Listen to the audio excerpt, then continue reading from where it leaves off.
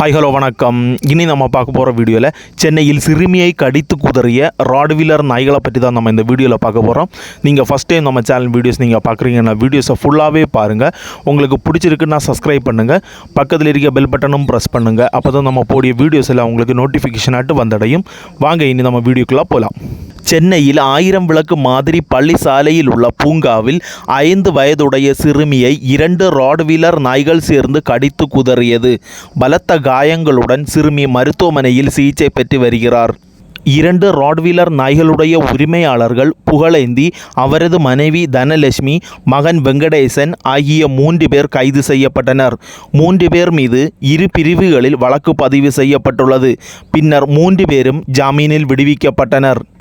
சிறுமியை கடித்து குதறிய ராட்வீலர் நாய்களை உரிமமின்றி வளர்க்கப்பட்டுள்ளது என சென்னை மாநகர கமிஷனர் விளக்கம் அளித்துள்ளார். இந்த வகை நாய் இனங்களை இந்தியாவில் வளர்க்க தடை செய்யப்பட்டுள்ளது. நாய்களின் உரிமையாளர்களுக்கு சென்னை மாநகராட்சி நோட்டீஸ் தரப்பட்டுள்ளது.